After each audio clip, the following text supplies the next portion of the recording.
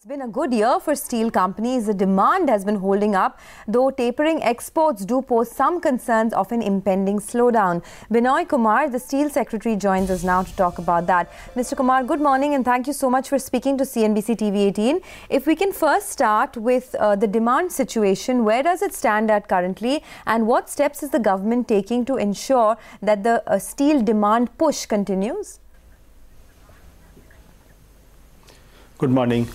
The steel sector is looking good, and in fact, as per our prediction, the demand and the production should be somewhere around 106 million tons in this current financial year, and we already have now become the second largest steel producer.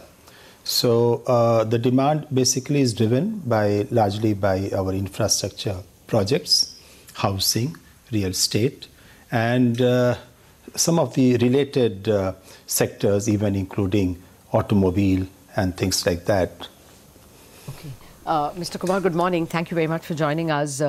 We live in an era of trade barriers now, rising barriers, and actually there have been some remedial actions announced in countries like Europe and some countries of Europe and in Vietnam as well.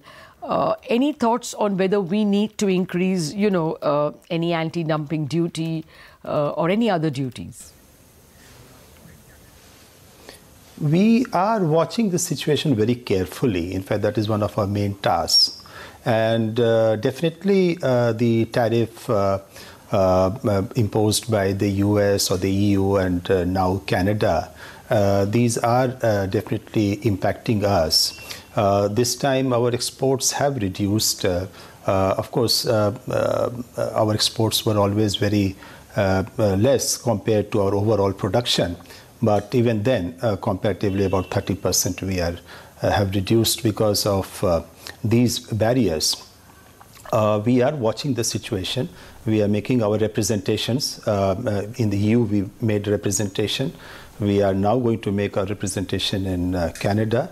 And we are right now focusing on our domestic consumption. And I think right now the stage is that because of our domestic demand, we should be in a position to take care of some of these problems. Okay, so actually the situation is pretty stark, Year to date, exports are down 23%, imports are up 17%. That doesn't look very good. I mean, I'm quoting from some joint plant committee data. That is true. But the imports which are up, what you said, compared to last year, they're still less. So there is nothing very alarming to that extent. And import-export things in the steel sector have not played that major role in our overall steel companies, margin. Fair enough. But definitely it is a matter of concern. I totally agree with you. And the Department of Commerce, whenever the situation becomes very critical, they do go for some remedial measures. And I'm sure that problem, when it comes, the stage when it happens, we will definitely be in a position to take some action. But right now, let me be honest with you, the situation is still under control. Sure. Okay. So coming back to the domestic steel consumption, then you mentioned that production for FY19 will end at about 106 million tons. What are we targeting as far as FY20 is concerned? You see, our growth normally of consumption and of course production keeps pace with that is around roughly 5 to 6.5%. It keeps varying depending of course upon the demand and how the economy or what infrastructure, status of infrastructure projects, implementation and things like that. So it's a fairly, at this stage, we are expecting the same kind of demand to continue. And therefore, there should be a consistent increase in our production as well as, addition of capacities.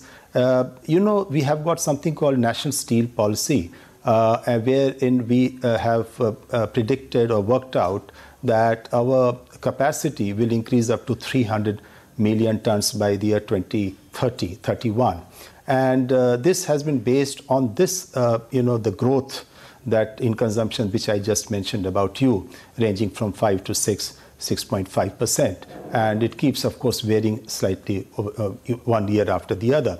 But we presume that with that kind of a capacity, our consumption should be somewhere around 200, and actual demand consumption should be around 250, 260 million tons by 2030. Okay. The reason I asked for next year is because immediately I wanted to know whether you're seeing a bigger pickup as far as government related projects are concerned, or are we also now starting to see additional capacities from private corporate capex? Your thoughts on that?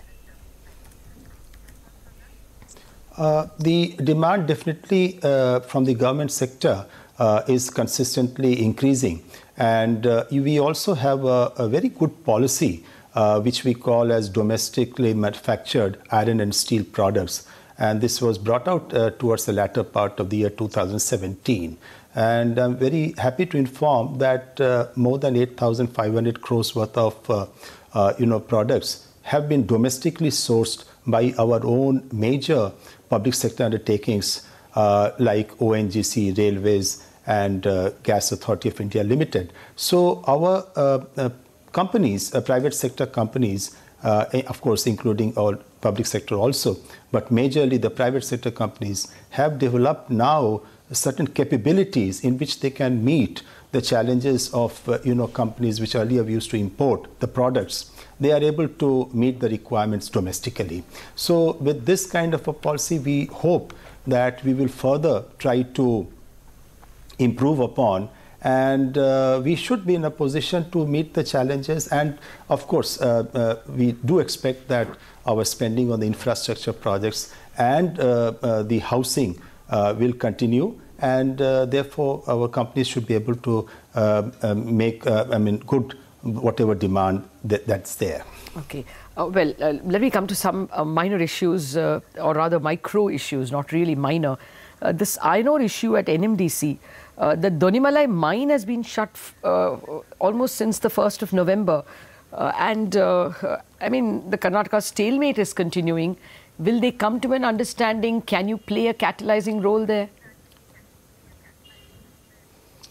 We have played whatever role that we could do, because it's basically between NMDC, which of course happens to be a public sector undertaking, and the state of Karnataka, which is supposed to be the authority under the current mining and development regulations to grant the mining lease. The mining lease expired on 3rd of November. And what happened this time, that Karnataka government imposed 80% premium over whatever the normal sale price is. And that definitely, for a public sector undertaking like NMDC, has upset the calculations, because ultimately the iron ore supply is also very competitive. So we have requested Karnataka government to reconsider its decision. Okay. Being a public sector, imposition of 80% is definitely on the higher side. We feel so. And the matter is in the government's consideration. But I'm informed that NMDC has also gone to court and with a request that at least it should be allowed to mine. Okay. Okay, I also wanted your views on what's happening with the coking coal situation, because a lot of the steel companies that we've been speaking to have indicated that they could be facing some operational pressures because of higher input costs, volatile coking coal prices. We've seen as of December as well, the prices have gone to $225 per ton. What are your own thoughts on how the situation could be handled by the government and what the price trends could be? Coking coal is a major requirement, and it's also a very expensive item. It ranges, for most of our integrated steel plants, which have these blast furnaces, coking coal becomes an essential ingredient. And we are largely importing coking coal because our domestic production of coking coal is limited. And our people have to depend, and also it has the domestic production of coking coal has a high ash content. It requires a lot of washing and things like that. So we have to import. Now, as you very rightly said, the prices keep fluctuating and going up sometimes, sometimes coming down.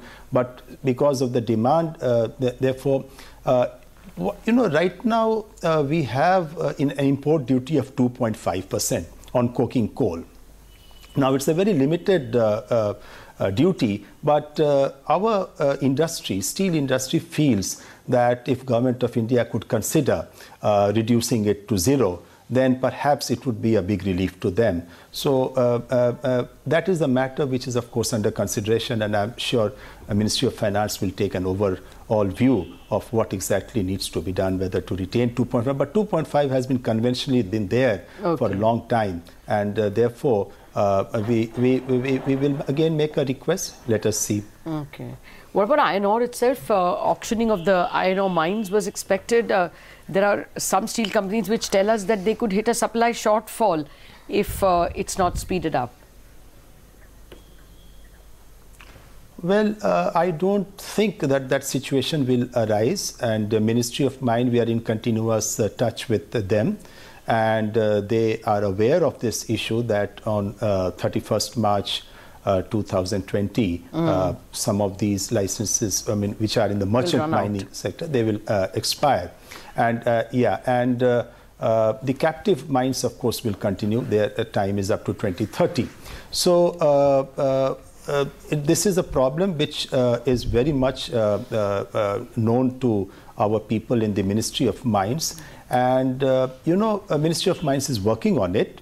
They are also working on ensuring that this the transition is as smooth as possible. And we have made a representation to them that it should not get disrupted, because your secondary steel sector, which produces about 50% of the steel in the country, they are very much dependent upon these, these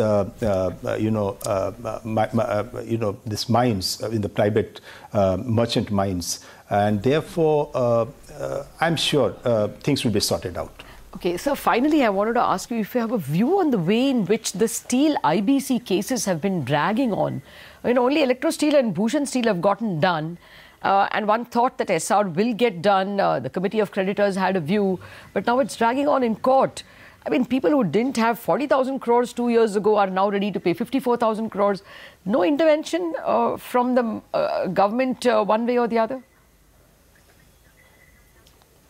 These are matters in the tribunals and courts. So we can only wish that these do get resolved at the earliest, because it is in our interest also if these get resolved. But, you mentioned about SR. Of course, SR is continuing with its production. So to that extent, there's no disruption as such. But yes, since steel sector is looking up, I think there is a little bit of a pressure, people to enter into this sector. And if you look from one perspective, it is a good thing that so much of competition has come in. But from the other side, yes, it should be resolved. And that is what we are hoping, that it does get resolved.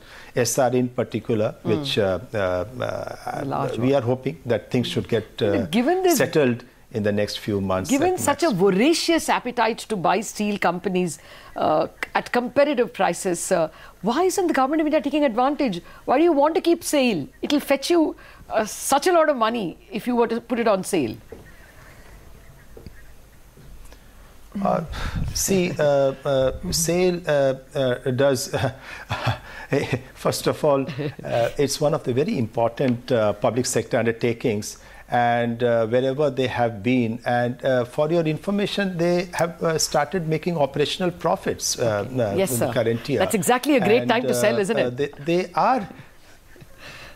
And secondly, they are also meeting some of our strategic needs, like supply of rails for our railways. It is, Bhilai steel plant is supposed to be doing that. And I think at this juncture, we feel that they are doing some work which is worthwhile. And I mean, the others can always, there's so much of space. Yes. After all, public sector undertakings only produce about 20% of the, production. They comprise 20% or maybe a little less, 19 to 20%. So 80% is open, I think. Anyway, they are competing in the market. Yes, as there's equals. no special privilege given to sale. So let them compete. Okay, so before we let you go, just one final question. You spoke about how the industry has requested lowering the import duty on coking coal. Any kind of timeline, realistically, do you think this could be possible before the end of this fiscal? Well, we have been making representations in the past also from Ministry of Steel. We will continue to do so, and we will hope that, it has got revenue implications. So what we are told that about 50 million tons of coking coal this time we are expecting will be imported. So it has got implications on that.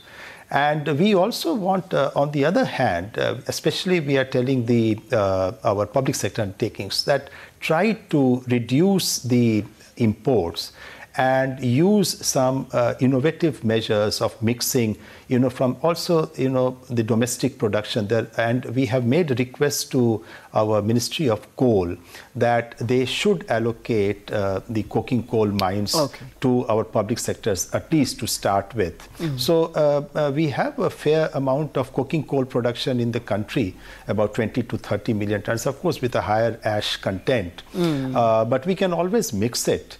And in the integrated steel plants, we can have technologies where what we call as PCI or CDI. So there can be a certain amount of mixing with other types of coal. And therefore, we want to focus instead of only importing. The government's concern and its Ministry of Steel, we have been trying to focus how to reduce this kind of dependency on imports. And one thing from my side I would like to add, we have also Steel Authority of India along with Vizag Steel Plant and NMDC acquired a mine in Mozambique, and there the production is 1.2 million tons. We are hoping that to ramp up production there, which can serve our purpose. And if that happens, I think raw material security, it will be one step towards what we want to achieve, some kind of security for raw materials. Fair point, sir. Thank you very much, Mr. Binoy Kumar, for spending so much time with us and explaining several aspects of the ministry's policy towards private steel companies. Thank you very much for joining us. Have a great 2019. Well, going back to markets, it's not been a very big fall, but the morning green is nowhere to be seen. Now it is 0.33% lower across the board, except for the Nifty Bank. So where do we go from here? Ashwini Gujral, Mitesh Thakkar joining in now. Good morning again, gentlemen. Ashwini, what's the Nifty trade now? See, I think the market is beginning to turn a little bit. We're almost at yesterday's low. And this was, kind of expected, because when good news starts to fail to have an impact, nothing goes up forever. All kind of stocks are now giving up their gains, and this selling should accelerate, in my opinion. If you see the S&P chart, it's gory. I mean, you cannot be at 11,000 with S&P, falling the way it's falling. So my sense is good time to get into puts. I'm saying puts because there could be some residual up move, etc., which may create volatility. But we now have Bank Nifty shorts in place. All these guys who run up like no tomorrow, you can take shorts there. If people still want to go long, there could be an odd, individual mid cap, etc., where you can do that. But broadly, it appears that the peaking off process has started, and now Nifty, Bank Nifty, which were outperforming, could give up gains fairly quickly. And why basically because everybody is on the same side, and people will tend to scamper once the selling picks up momentum. Having said that, on individual stocks, JSPL is a buy with a stop of 168, target of 182. Raymond is a buy with a stop of 875, target of 900. And BEL is a buy with a stop of 90, target of 100. Okay, Mitesh Thakkar is also here with us. Mitesh, the markets are slipping now. I mean, not as much, but still down about 35 points for the index. What would you do, and what would the individual stock ideas be?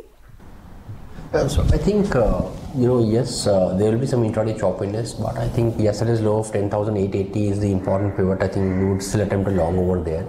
Broadly, it does look like a market which is catching its breath. It's slightly tired after that 600-point rally from 10,330 zone. So maybe a few more days of consolidation would require. A lot of indicators have slowly in the last 1 hour started turning flat, which means that we might not do much for the next 2-3 sessions. Having said that, the calls which I have are a buy on M&M with a stop at 794 for targets of around 840. And Raymond is something which I like on the intraday chart. It's slightly come off, but if it starts getting past 875 again, buy with a stop at 866, look for targets of 900. Okay. Just a couple of stocks. Actually, Tata Motors and M&M are the ones that are up and about today. A little surprising. Anything in those charts, Ashwini? See, M&M hasn't really started its rally today. I mean, today is like the 5th or the 6th day of a rally. And, just late bloomers, chances are they will also fall in line, because a majority of the stocks are coming off. Autos has been laggard sector, so I won't go with that in a market which is now almost turning. Okay, and Mitesh, you already had Tata Motors. Any further reiteration or change of targets? No, I think there's a disclaimer which I would want to add. I personally have positions as well. So I think that after a long time, this is a very extremely oversold stock which is trying to give a reversal. So there are good odds that it will succeed and possibly get up to about 185 to begin with. Maybe 195, 196 can happen. But 185 should be a first target, which is what I had in the morning. Okay, long is correct. It's been long coming and tested a lot of patience of investors. But thanks guys for joining us and giving us those trading ideas.